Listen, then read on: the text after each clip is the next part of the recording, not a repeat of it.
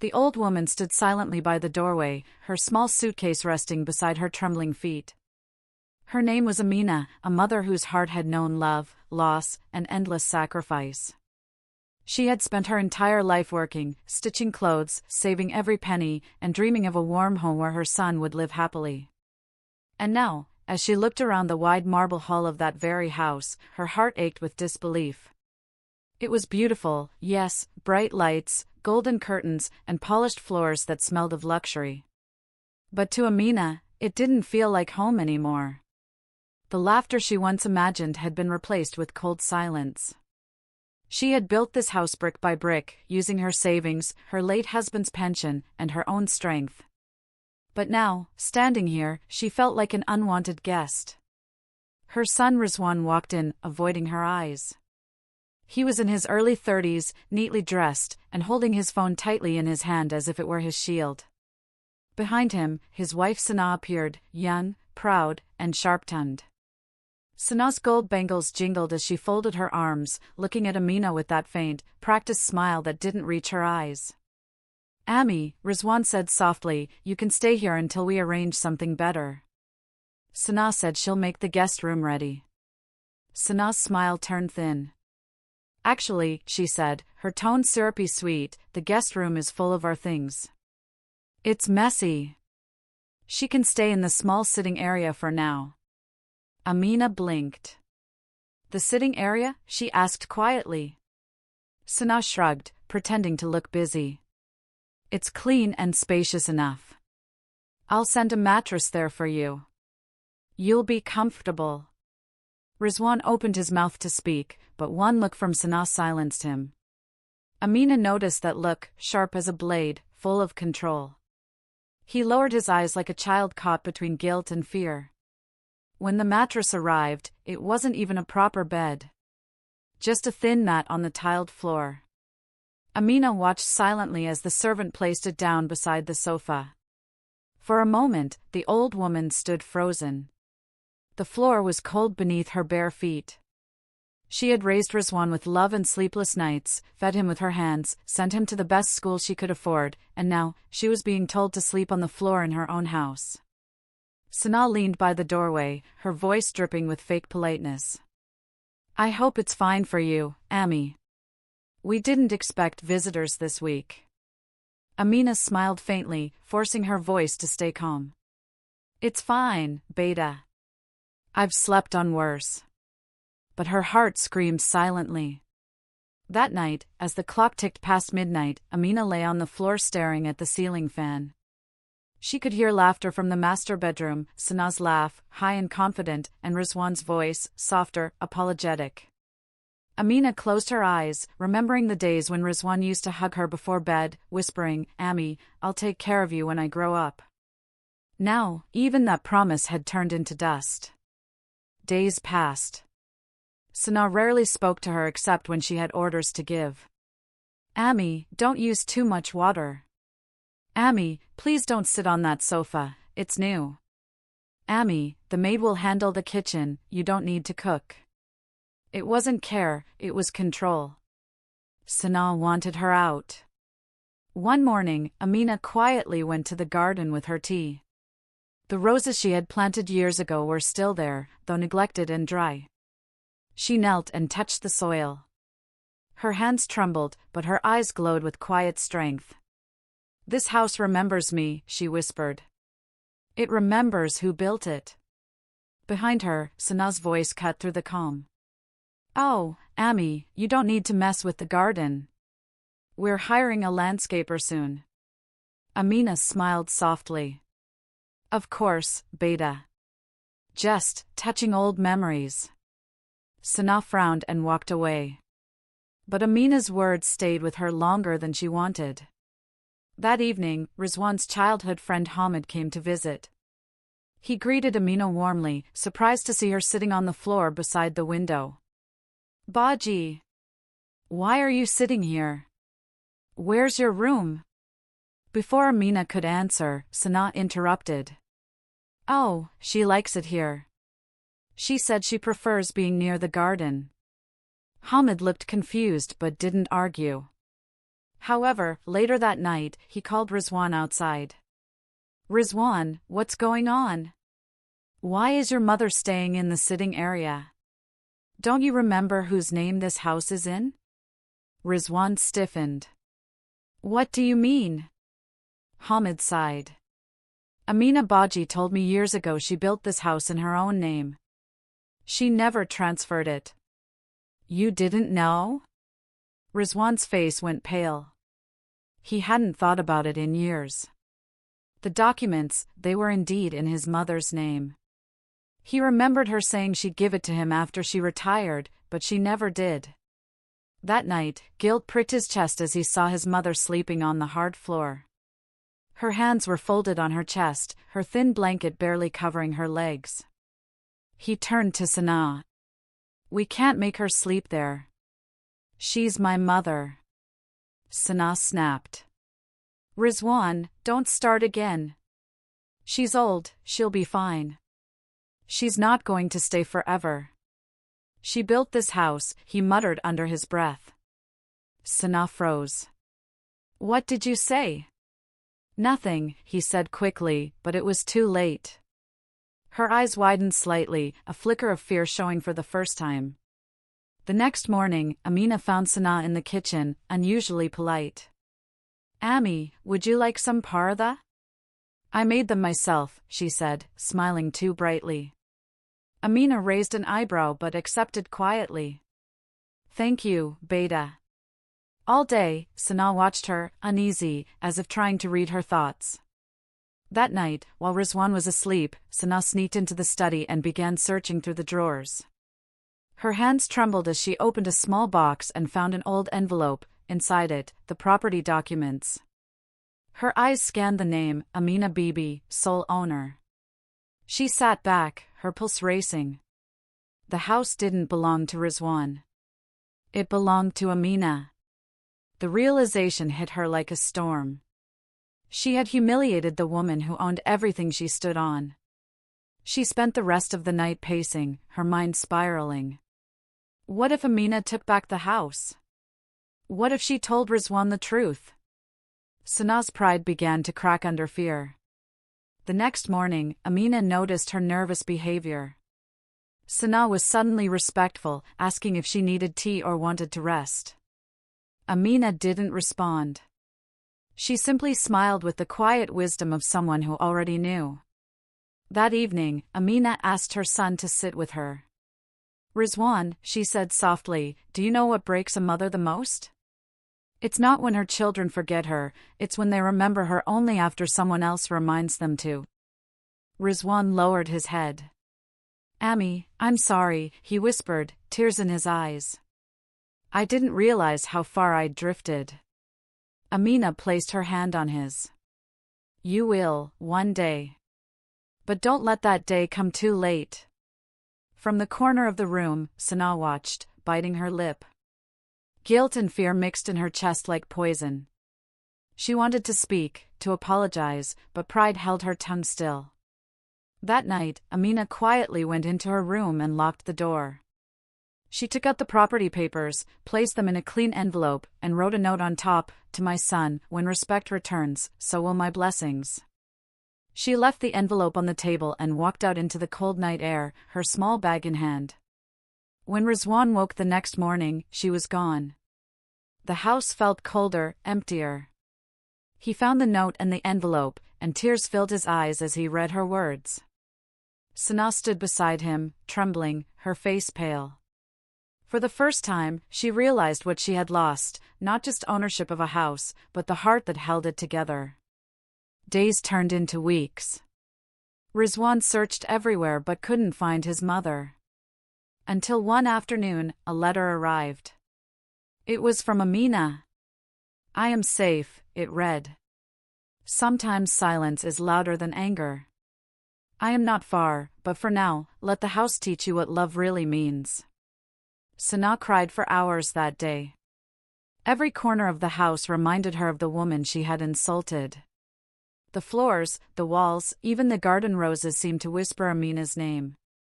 Months later, Rizwan finally found her in a small coastal town, living peacefully in a rented room near the sea. When he fell to his knees, begging her to return, she smiled gently. "I will," she said softly, "when the house feels like home again." And when Amina finally walked through those doors months later, everything had changed.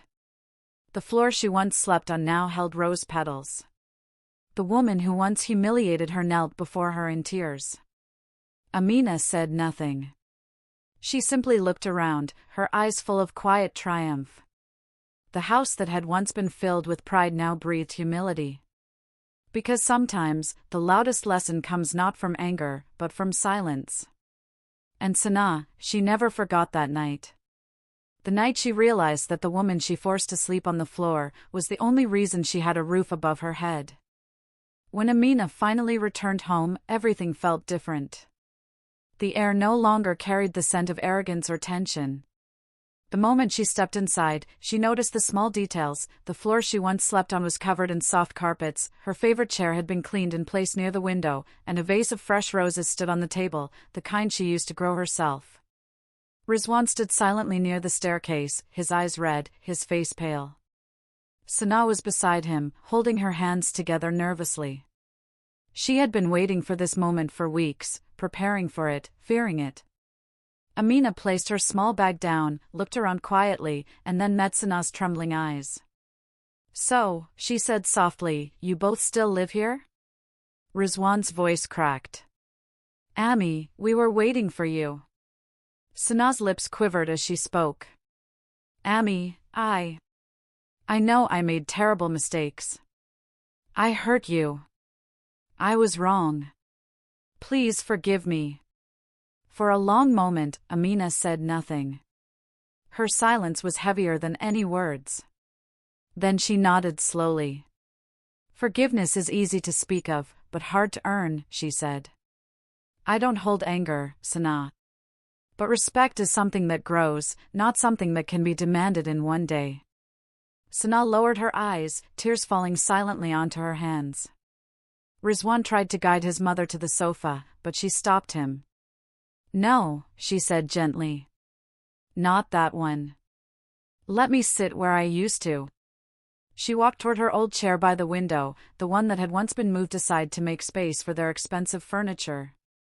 As she sat, the sunlight fell across her face, soft and golden, as if the house itself recognized her presence again. The house felt alive that day. Servants moved quietly, the sound of utensils in the kitchen seemed softer, and even the walls seemed to breathe in relief. Amina had returned, and with her, peace began to return too. But beneath that calm surface, something darker was still stirring. For the first few days, Sanaa acted like the perfect daughter-in-law. She cooked, cleaned, and spoke gently to Amina, even helping her with her medicine. But guilt has a strange way of showing itself, it never lets the heart rest. At night, Sanaa couldn't sleep. The image of Amina lying on that cold floor haunted her. Every sound in the house felt like a whisper of shame. One night, she went downstairs to get water. As she passed the sitting area, she froze. There, in the dim light, she saw Amina standing silently by the same spot she had once been made to sleep. Her eyes were fixed on the floor, her expression unreadable. Sanaa's heart began to pound. "Ami," she whispered. Amina turned slowly. "You couldn't sleep?" Sanaa shook her head. "No, I just came for water." "You're still awake?" Amina looked at her for a moment before saying quietly, "Some nights, memories don't let old people rest." The words hit Sanaa like a slap. She wanted to speak, to apologize again, but Amina had already turned away and walked toward her room. Days passed, and life seemed to find a new rhythm. But there was tension building again, something unspoken. Rizwan noticed it first. He saw the way Sanaa avoided his mother's eyes, the way Amina's smile faded whenever Sanaa entered the room. One evening, as they sat for dinner, Amina suddenly asked, "Rizwan, do you remember the day this house was built?" He nodded. "Of course, Ami. I was just a boy." She smiled faintly. "Do you remember what your father said that day?" Rizwan frowned, trying to recall. He said this house will always be filled with love and respect. Amina's eyes softened. Yes. Love and respect. Two things that can't be bought, not even with the finest furniture or the biggest rooms. Sana looked down at her plate, her appetite gone. She felt as though every word was aimed directly at her. Later that night, as she sat alone in her room, she whispered to herself, "She'll never forgive me." Her voice cracked, and tears rolled down her face. But then, another thought crept in, darker, desperate. Unless I do something big. Something to prove I've changed. The next morning, Sana went to Amina's room. "Ami," she said nervously, "I want to do something special for you. Something to show my respect. Please let me." Amina looked at her calmly. "What do you have in mind?" "I want to throw a small family dinner," Sana said quickly. "Invite your old friends, your relatives, everyone who knows you. I want them to see that you are the queen of this house again." Amina studied her face. It was hard to tell if her motives were genuine or another act, but she nodded. "If it brings peace, I have no objection." The following week, the house was alive with preparations. Lights were hung, the garden was decorated, and the scent of biryani filled the air. Rizwan was happy to see his wife and mother finally working together. For the first time in months, laughter returned to the house. But the night of the dinner turned into something no one expected. Amina's old friends arrived, women who had seen her struggles, her sacrifices. They embraced her warmly, calling her Baji and praising her for raising such a successful son. Amina smiled politely, but inside, she felt the weight of irony. Then, one of the guests, an elderly lady named Shanaz, looked at Sana and said, "You're lucky to have such a mother-in-law. Do you know, she built this house all by herself? She used to work till midnight sewing clothes to save for it." Sana's face turned pale. She forced a smile. "Yes, Auntie. I know. She's the real foundation of this home." Shanaz chuckled. "Good girl. Then always remember, the one who builds a home deserves the highest share in it." Everyone laughed gently, but Sana's hands were shaking as she poured tea. Later that night, after the guests had left, Sana approached Amina again. "Ami, I know I can't erase the past. But please. I want you to stay here, not as a guest, but as the owner. This house is yours. It always was." Amina smiled, her eyes glistening with emotion. "I never wanted ownership, Sana. I only wanted respect. I left this house so you could realize its worth. Now that you have, maybe it's time you understand something else too."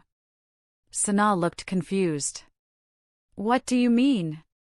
Amina walked to her cupboard and took out a sealed envelope. "These are the property papers," she said.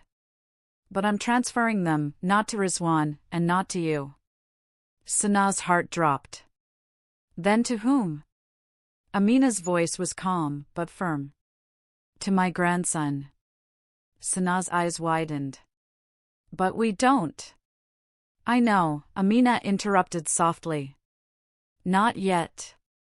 But one day, you will. And I want that child to inherit love, not pride. This house will be his. But until then, I'll keep it in my name." There was silence. Sana's lips trembled, but she couldn't argue. For the first time, she understood what true power looked like, quiet, graceful, unshakable. From that day on, Sana's behavior changed completely. She became humble, almost overly careful with her words. Rizwan was relieved, thinking peace had finally settled over his home. But Amina knew better, peace born from fear never lasts. A few weeks later, Rizwan received a call that changed everything. It was from the bank. The manager asked to verify a request to mortgage the house for a business loan. Rizwan was stunned. "What loan?" "I didn't apply for any." He rushed home and found Sana in the study, papers spread on the table. "Sana! What is this?" he shouted. She froze. I was just trying to help. I thought if I took a small loan in your name. In my name? Rizwan interrupted, his voice trembling. You tried to mortgage Ami's house? Sanaa's face turned pale. I didn't mean to. I thought. You thought you could use something that doesn't even belong to you? The noise brought Amina to the room. When she saw the papers, she didn't speak for a long time. Her face was calm, too calm. Then she said quietly, some lessons must be learned twice, it seems. Sanaa fell to her knees, crying. Please, Ami. I was desperate. I just wanted to fix things. Amina turned away. You can't fix broken hearts with lies, Sanaa. Not again. That night, Amina made her decision. The next morning, she told Rizwan, I'm leaving again. I'll visit for Eid, perhaps. This house still needs time to heal.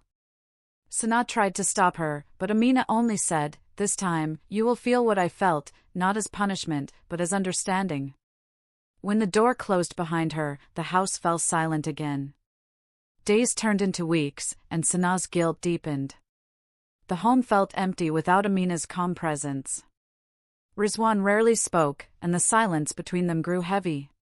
One evening, Sanaa stood in the same sitting area where Amina once slept. She sat on the floor, clutching a blanket, tears running down her face. Now I understand, she whispered. Now I know what it feels like to be unwanted in your own home. And somewhere far away, Amina looked out at the sunset, her heart heavy but peaceful. Some lessons, she knew, had to be lived to be learned. Because forgiveness isn't about forgetting, it's about understanding the pain you once caused.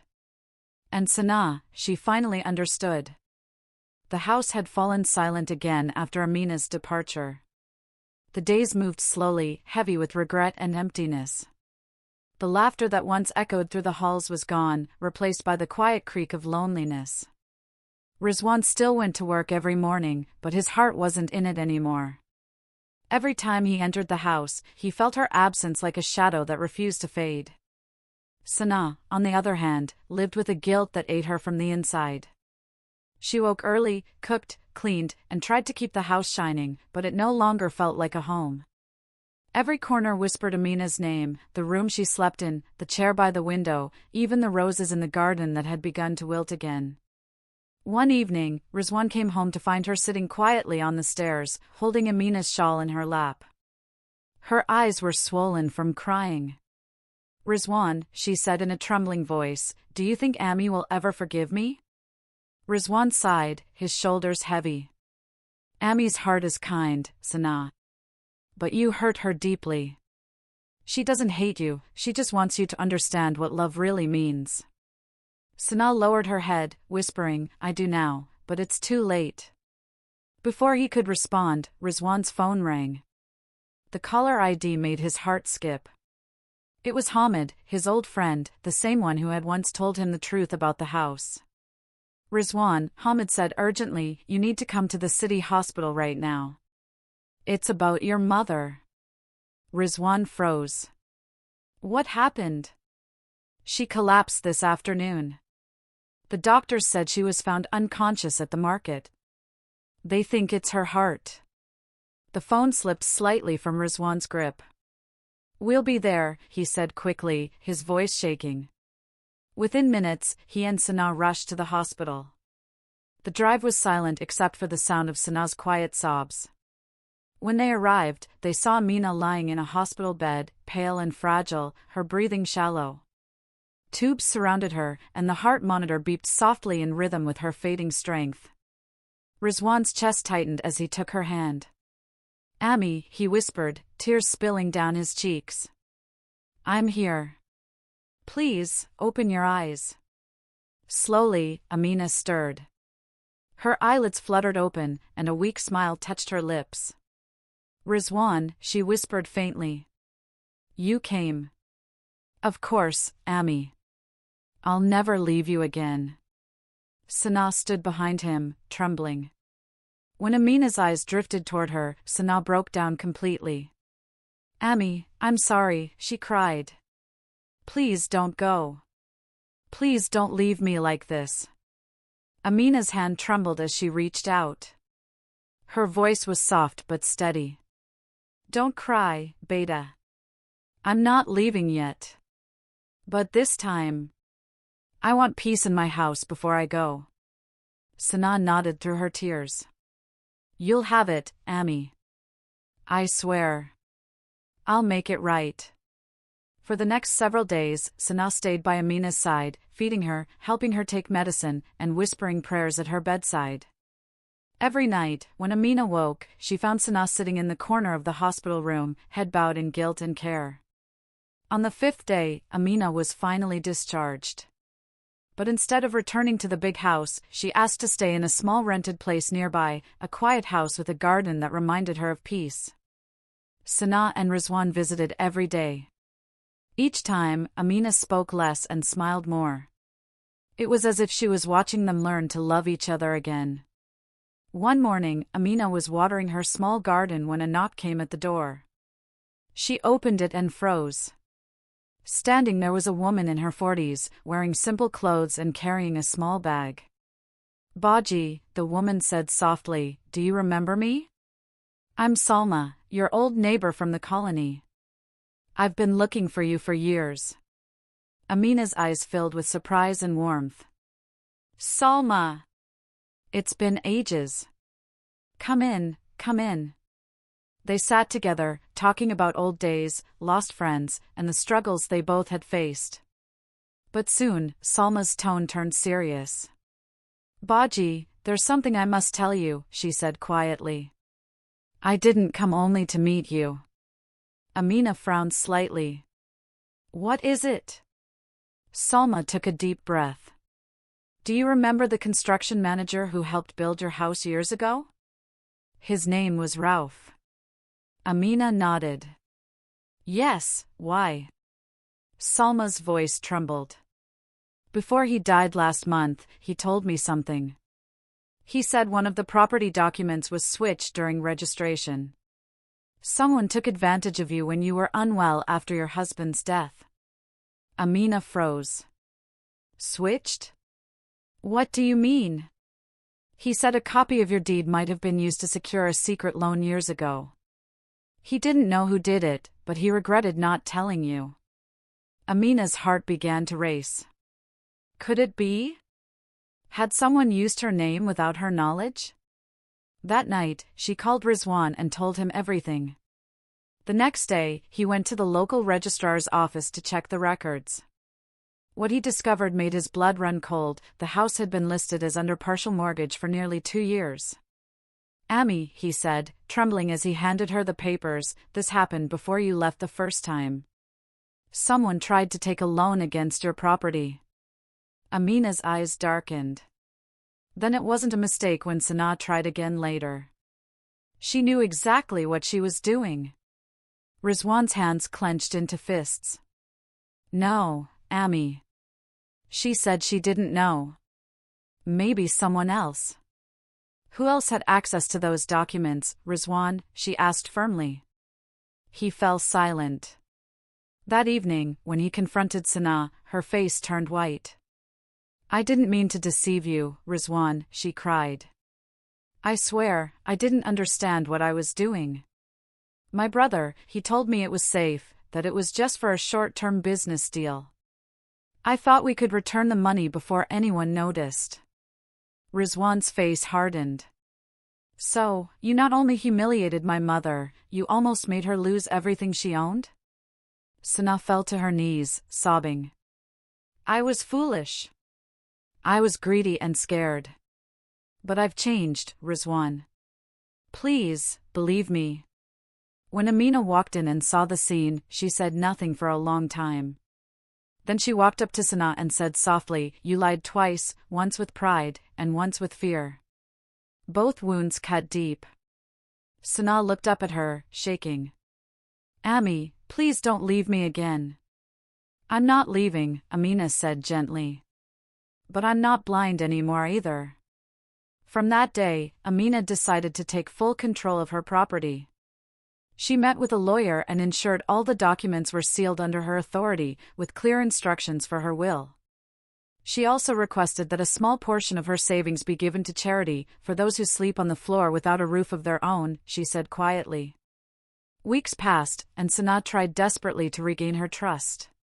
She followed Amina everywhere, helping her, cooking her favorite meals, and caring for her as if she were her own mother. But Amina remained distant, kind, yet unreadable. One afternoon, Amina called both of them into her small living room. Rizwan, Sana, she said, her voice calm but firm, I have made peace with the past. But peace comes with truth. And truth must be known. She handed them a sealed envelope. These are the final documents of the house. But they are not for either of you yet. Sana frowned. Then who? Amina smiled softly. For the one who deserves it. Whether it's your future child, or someone who knows the meaning of respect. Then she stood and walked to the garden, her steps slow but sure.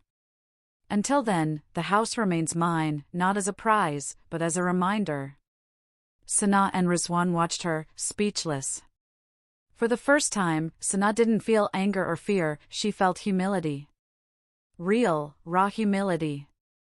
That night, when Amina went to bed, she looked peaceful. But a strange feeling lingered in the air, the sense that something was coming, something unexpected. And as the moonlight touched the edges of the quiet garden, a shadow moved outside the gate, a man holding a letter addressed to Amina Bibi, with the words property dispute, urgent notice stamped across it. The story was far from over. The morning sun filtered through the lace curtains of Amina's small rented house. Birds chirped outside, and the faint smell of cardamom tea filled the air.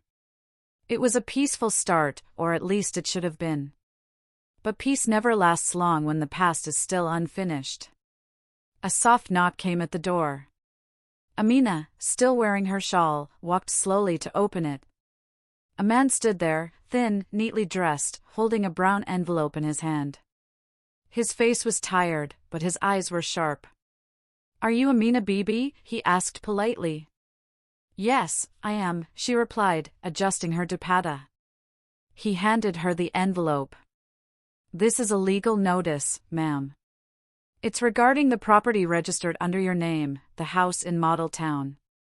Amina's heart skipped. Legal notice? From whom? The man hesitated. It doesn't say directly, but it's from someone claiming partial ownership. Her hands trembled slightly as she took the letter. Thank you, she whispered. The man nodded and left. Amina closed the door and sat down on the sofa. She took a deep breath before tearing open the seal. Inside was an official document with bold printed words. Notice of property dispute. This letter serves to inform Mrs. Amina Bibi that a claim of partial ownership has been filed by Mr. Irfan Malik, asserting that the property in question was jointly purchased and that his portion was unlawfully removed from the registry. Amina's eyes froze on the name. Irfan Malik. Her heart raced. That name, she hadn't heard it in over 2 decades. Irfan had been her husband's distant cousin, a man who helped her manage finances after her husband's death. He was the one who had advised her during the house construction, and the one who had mysteriously disappeared soon after. Her fingers clenched the paper. So, he's back, she murmured. Later that day, she called Rizwan to the house. When he arrived, his face tightened as he read the letter. Ami, this is ridiculous. This man has no right. The property is fully in your name. Amina nodded slowly. I know. But if he has papers, we'll need to prove which ones are real. Sana, who had accompanied him, spoke quietly. Ami, what if this Irfan was the one who switched your documents years ago? Amina looked at her sharply, the thought was terrifying but possible. If that's true, she said softly, then he's the reason all this began. The next morning, Amina, with Rizwan and Sana, went to the lawyer's office. The lawyer, an older man with graying hair and round glasses, greeted them warmly. "Ah, Mrs. Amina," he said. "I've reviewed the notice. This Irfan Malik has filed a claim stating he invested money in your property during its construction." "But," he paused, frowning, "there's something strange." "What is it?" Rizwan asked. "The documents he submitted, they bear your signature. But the handwriting, it's not consistent with your other legal papers." Amina leaned forward. "So, it's forged?" "Most likely," the lawyer replied. "But proving that won't be easy. We'll need the original blueprints and receipts from the time the house was built, anything with your official stamp." Amina's eyes widened. "Those papers. I gave them to someone years ago. To Irfan himself." The lawyer sighed. "Then we have a bigger problem." That evening, the family returned home heavy-hearted. Rizwan paced the room, anger bubbling under his calm surface. "Ami, this man is trying to steal from you. We can't just sit and wait." Amina's voice was quiet but firm. "We won't. But rushing will only make us weaker. We'll find proof." Sana, who had been silent, suddenly said, "Ami, I think I know where the old documents might be." Both turned to her. "Where?" Amina asked. "When I was cleaning the storeroom months ago, I found an old iron trunk with some files in it. I didn't open it because it was locked." "Maybe it's yours?" Amina's eyes lit with hope. "That trunk, yes. I remember it. It was in the basement of the main house." Without wasting time, they all drove back to the old house. The key creaked in the lock as they entered. The place was quiet, dust covering the furniture, as if it had been waiting for them to return. They went down to the basement, dark, cold, and filled with the scent of damp concrete. Sana switched on the flashlight, and there, beneath a pile of old boxes, was the iron trunk, rusted, but intact. Rizwan broke the old lock open with a hammer. Inside were bundles of papers wrapped in cloth. Amina's trembling hands opened them, one by one. Old receipts, her husband's pension slips, blueprints of the house, and at the bottom, an envelope marked private, to be opened by Amina only. Her throat tightened as she tore it open. Inside was a handwritten letter, from Irfan. "Amina Bibi. If you are reading this, it means you finally found what I left behind. I am sorry for what I did. I was desperate, drowning in debt, and I forged your name on a document to take a loan. I thought I'd repay it before anyone noticed. But then the deal went wrong, and I fled. Please forgive me. The loan was never repaid, and perhaps one day it will come back to haunt you. I was weak, not evil. I pray you never find yourself paying for my sins. Irfan Malik." Amina's eyes filled with tears. The truth was there, in his own handwriting. She handed the letter to Rizwan silently. Sana whispered, This proves everything." Amina nodded slowly. "Yes. But it also proves something else. Sometimes, pain comes not from enemies, but from those we once trusted." The next day, they met with the lawyer again, submitting the letter as evidence. After careful review, he nodded. "This confession changes everything. The claim will be dismissed in court." For the first time in weeks, Amina felt her chest lighten. Justice, after years of silence, was finally on her side. But peace did not return easily. That night, as she sat by the window, staring at the moon, Rizwan came to her room. "Ami," he said softly, "I never realized how much you've endured, not just from others, but from us too." She smiled faintly. "Life tests us, Beta. Some tests come as betrayal, some as forgiveness." He nodded slowly. "Will you ever forgive Sana completely?" Amina looked at the closed door where Sana stood listening silently. "Forgiveness is not a word, Rizwan. It's a journey. She's still walking it." In the days that followed, Amina's story spread quietly among friends and relatives, a story of a mother who built a house, lost its respect, fought for its truth, and still chose kindness over revenge. But just when it seemed life had calmed, another letter arrived, this time, not from the court, but from a bank. Amina frowned as she read it. It was a statement showing a new withdrawal request under her account name, but she hadn't touched it. Her hands went cold. Someone had tried to access her finances again. She looked at Rizwan and Sana and said quietly, "The house may be safe now, but the war isn't over." Outside, thunder rolled in the distance, as if warning that another storm was coming. And this time, it wouldn't just threaten her home. It would test their blood. The next morning brought a strange silence in Amina's home. The sound of rain tapping on the windows filled the air, but Amina's mind was far from calm. She sat on the edge of her bed, the bank letter still in her hand. The ink was smudged from where her fingers had pressed too hard. The letter clearly said someone had tried to withdraw money from her account, someone using her name and old signature. Amina's heart felt heavy. First the house, now her savings. It felt as if someone was watching her every move, waiting for the right moment to strike again. Rizwan and Sana entered the room quietly. Rizwan looked worried. "Ami, I've checked with the bank manager.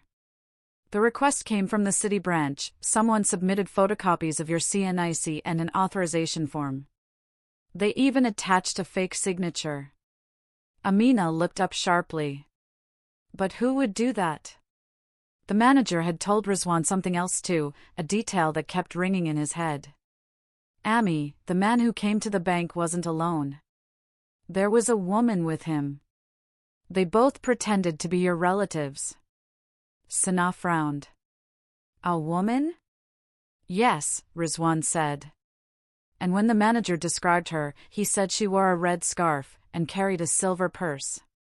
Amina froze. That detail hit her like a wave. "A red scarf?" she whispered.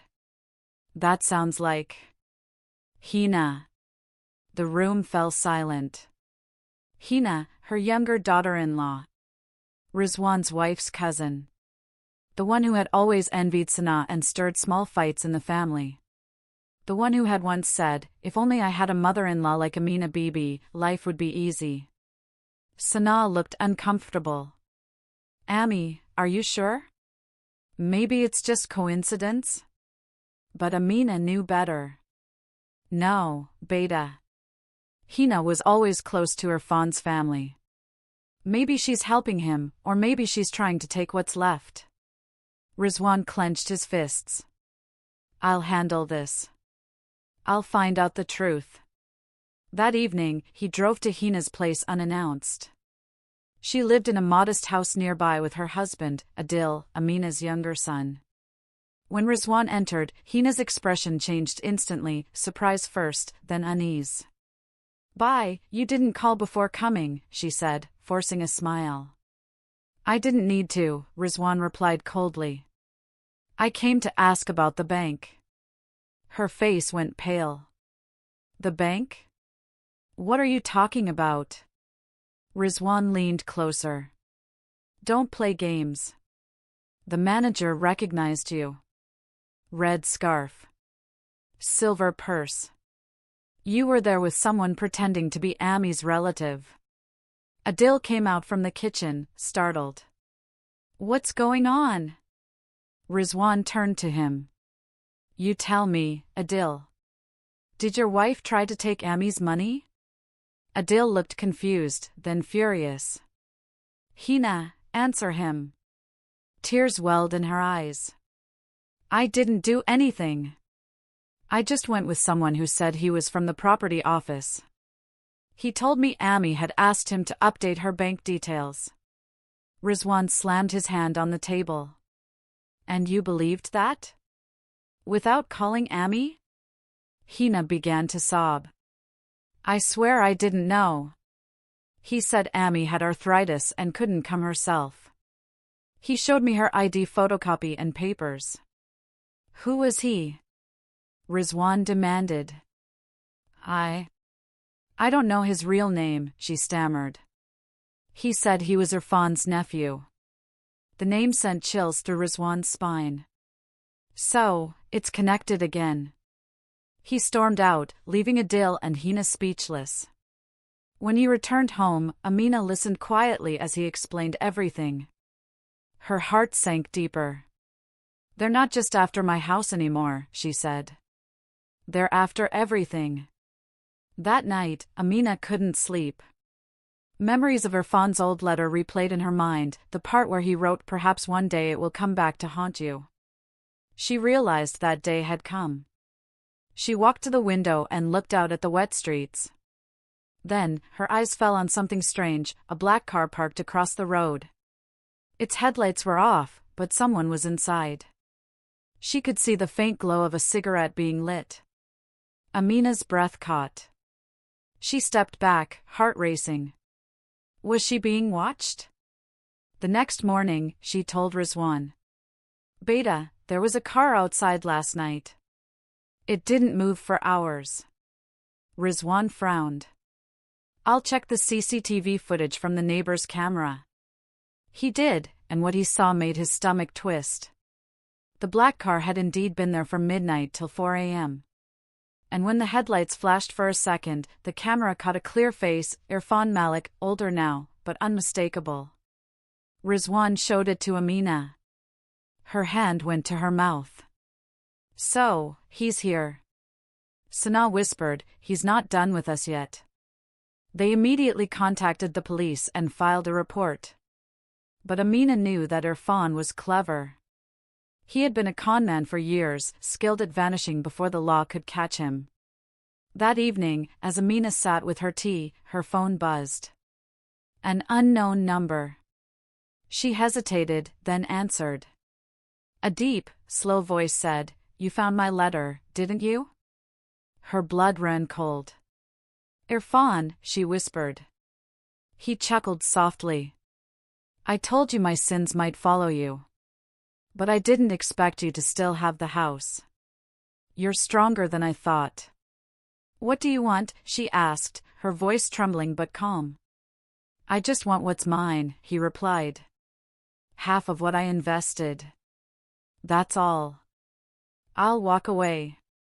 "You forged my signature," she snapped. "You lied to the court. You don't deserve a single rupee." He laughed again, but this time it was darker. "Then maybe I'll take something else instead." The line went dead. Amina stared at the phone, her mind spinning. What did he mean by something else? The next day, when Sana went to the market, she noticed someone following her. Every time she turned, the man looked away. She hurried home, heart pounding. "Ami," she said breathlessly, "someone was watching me." Amina felt her fears tighten.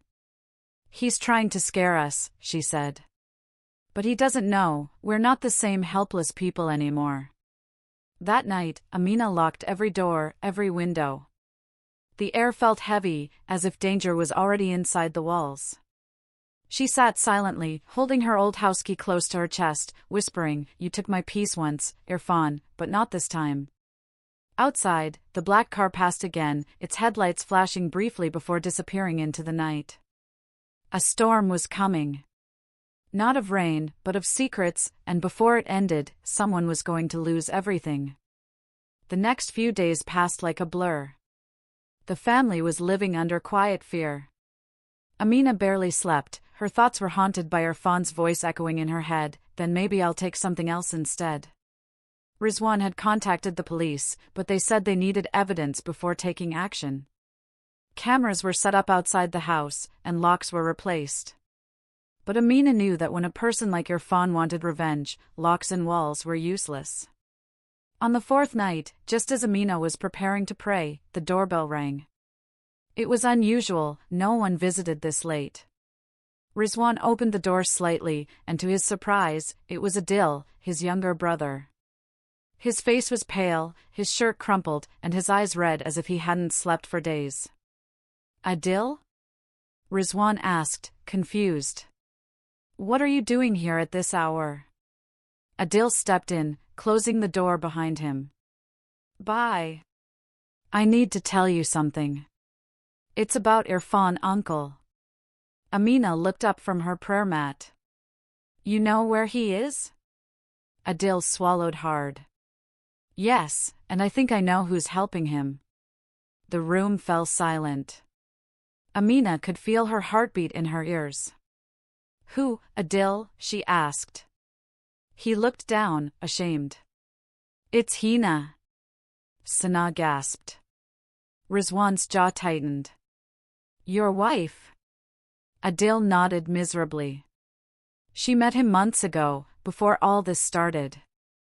He told her he was a family friend who could help us invest money.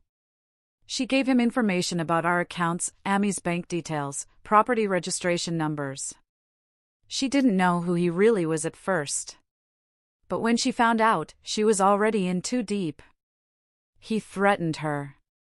Amina's eyes burned with a mix of pain and anger. So that's how he got access to my information. Adil's voice broke. I tried to stop her, Ami. But Irfan was dangerous. He said he'd ruin us if we spoke against him. Rizwan clenched his fists. We should go to the police with this. But Amina raised her hand. No. Not yet. If we rush, he'll disappear again. This time, we'll make him come to us. Her calmness scared even Rizwan. Ami, what are you planning? She looked toward the old iron trunk in the corner, the one that had once held the letter. I still have one card left to play. That evening, Amina called Irfan from a private number. Her voice was steady, emotionless. Irfan, she said. If it's money you want, meet me tomorrow at the old house. Noon. You'll get what's yours. He paused for a long moment, then chuckled. Ah, you finally understand. Good. Don't try anything clever. When the call ended, Rizwan protested immediately. Ami, that's dangerous. What if he hurts you? She looked at him firmly. He won't. He's greedy, not brave. He'll come for what he thinks he can take. The next day, the old house stood silent under the burning sun. Amina arrived alone, carrying a small black bag. She unlocked the front door, the hinges creaking as if they too remembered the past. Inside, dust floated in thin beams of sunlight. The house still smelled faintly of old wood and forgotten days. Amina sat on the same sofa where she once held Rizwan as a child, waiting. Minutes passed. Then she heard it, the sound of slow footsteps approaching. The door creaked open. Irfan Malik walked in, his face older, lined with time, but his eyes still carried that same cunning glint. So, he said with a crooked smile, you finally decided to settle. Amina didn't flinch. You took enough from me already. I just want peace now. He looked around the house. Still standing, Stronger than both of us. Amina placed the black bag on the table. 500,000 rupees. That's what you said you wanted. Take it and leave. He raised an eyebrow. You're giving in too easily. What's the catch? No catch, she said calmly. Just tiredness. He stepped closer, eyes narrowing. Tiredness, or trickery? Suddenly, the faint sound of a click echoed in the room. Irfan turned, behind the half-open curtain, a camera light blinked red. Amina's lips curled into a faint smile. You didn't think I'd meet you alone, did you? The police are listening right now. Irfan's face twisted. You old snake. He lunged toward her, grabbing her arm. But before he could react further, the door burst open. Rizwan and 2 policemen rushed in, guns drawn. Don't move, one officer shouted. Irfan froze, his eyes darting wildly. Rizwan pulled Amina behind him as the police handcuffed Irfan. You think this will end it? Irfan hissed.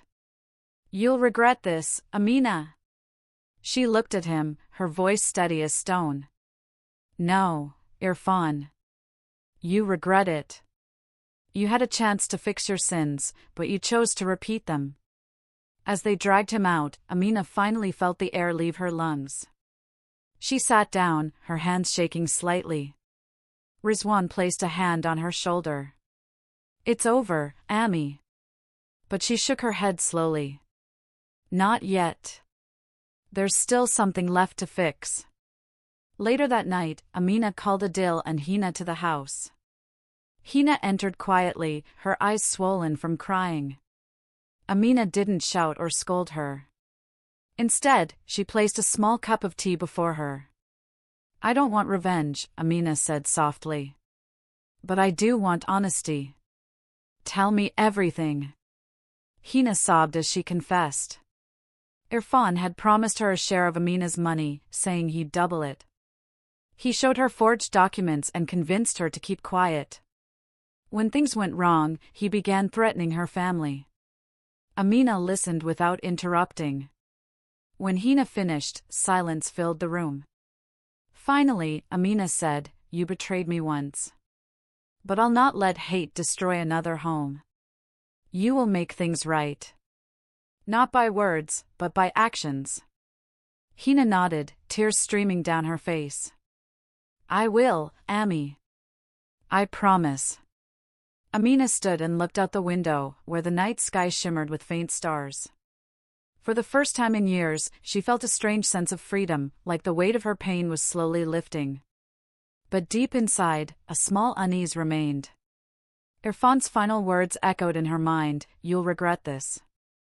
She knew men like him didn't break easily. And though he was now behind bars, the story wasn't over. Some secrets had still not come to light. And one of those secrets was buried deep within the walls of the house she had once built with love, and lost to betrayal. The night after Irfan's arrest was heavy with silence. Amina sat by the window, watching the moonlight wash over the old house's courtyard. She thought that maybe, just maybe, peace had finally returned. But deep inside, something still felt wrong, like a door had closed too early.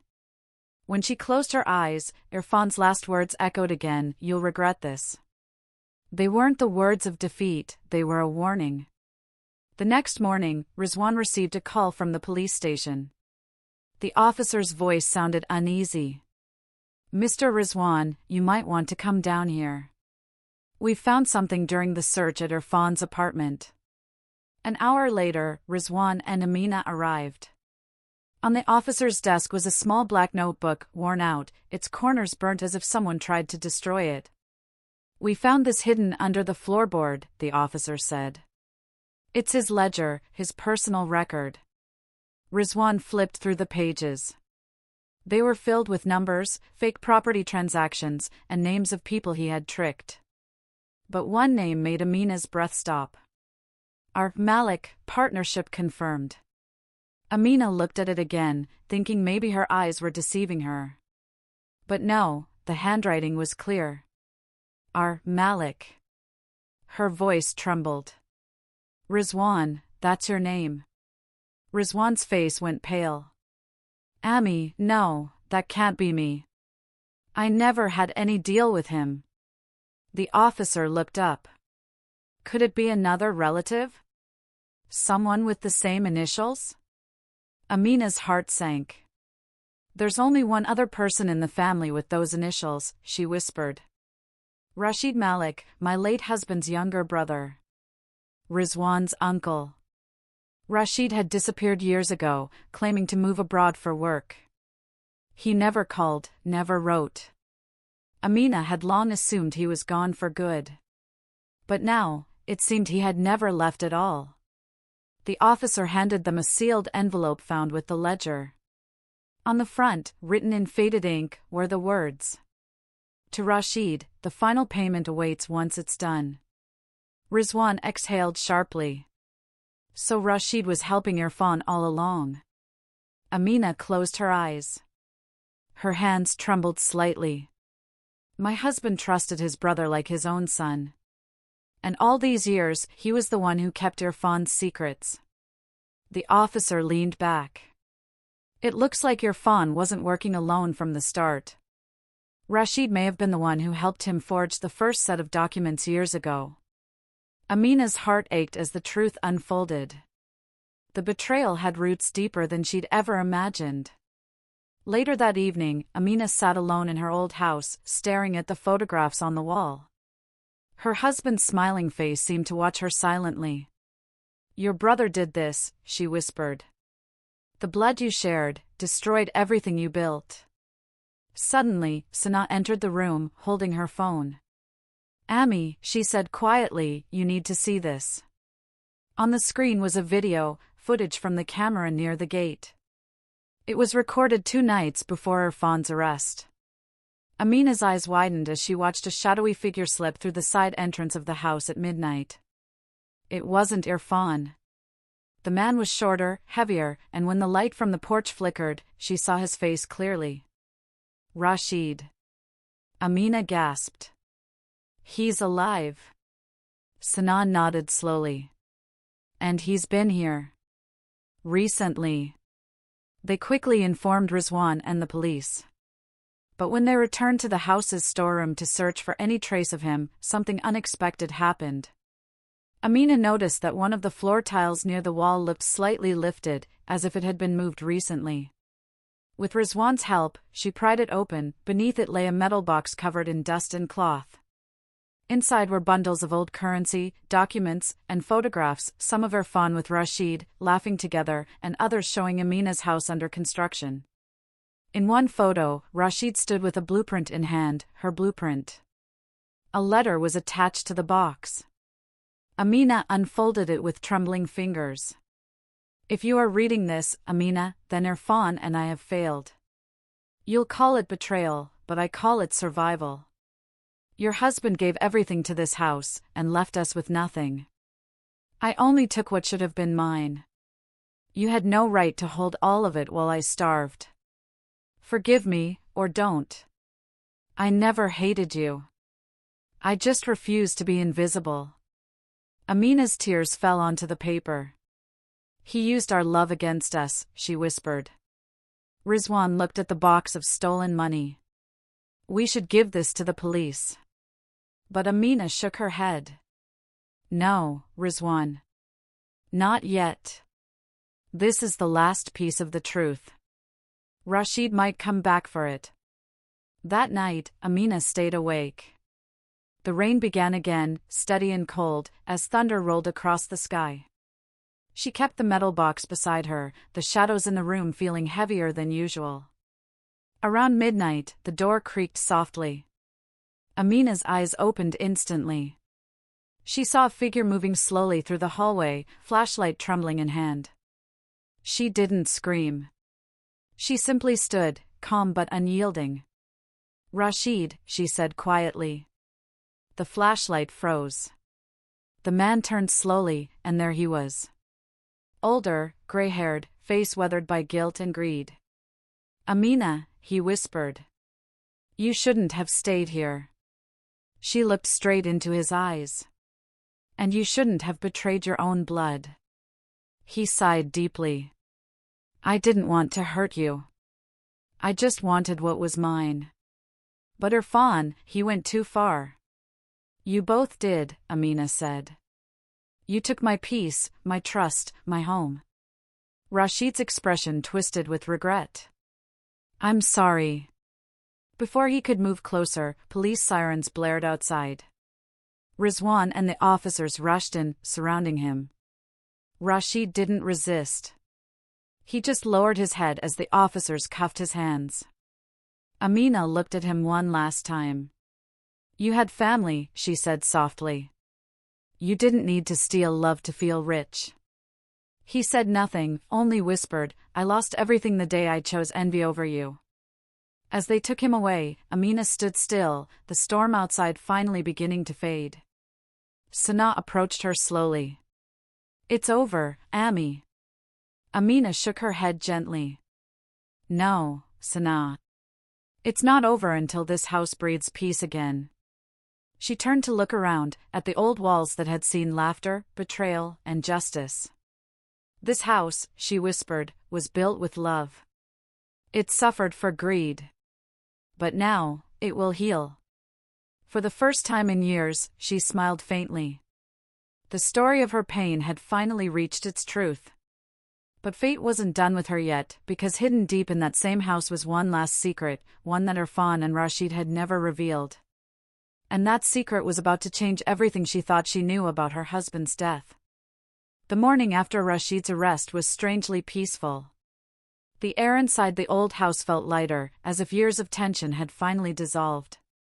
Amina stood in the courtyard, watching the sunlight scatter through the dusty windows. For the first time in so long, she could breathe without fear.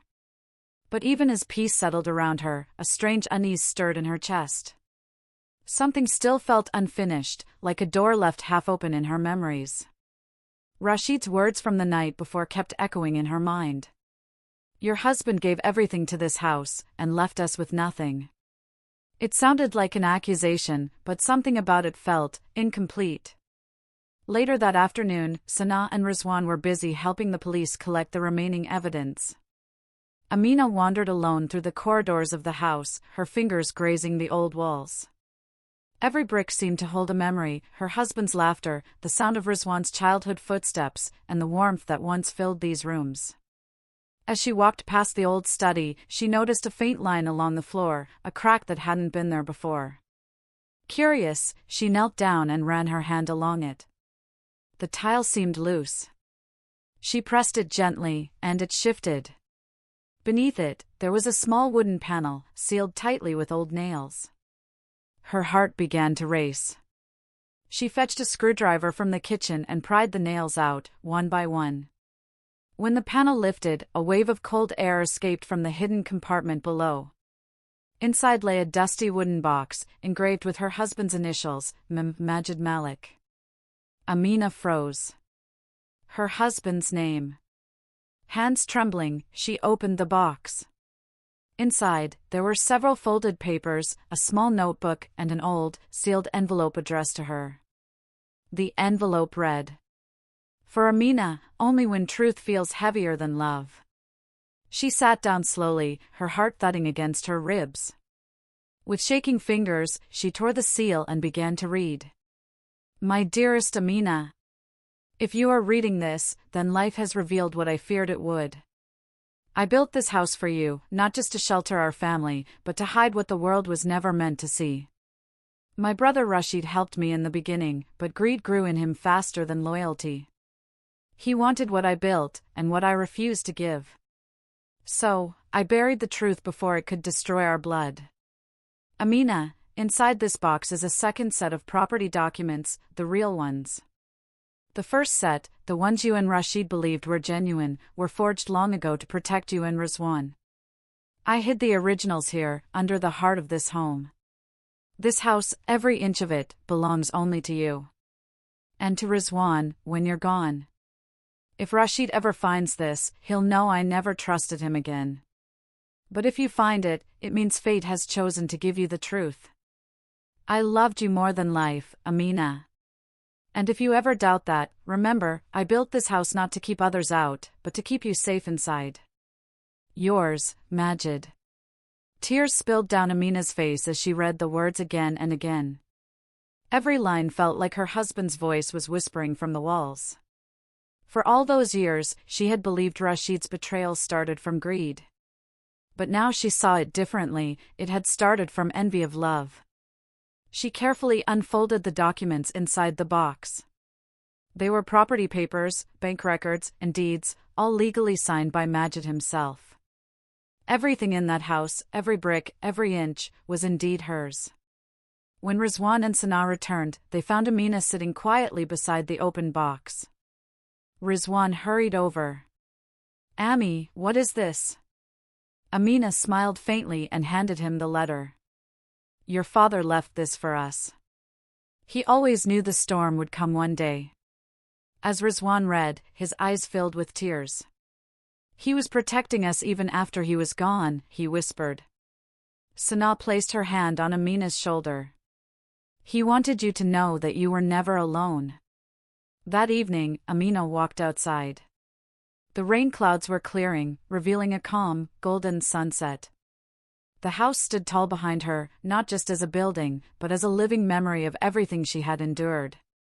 She looked at the gate, the same gate where Irfan had shouted at her, the same place Rashid had slipped in like a ghost. But now, it stood silently, guarding the truth instead of hiding it.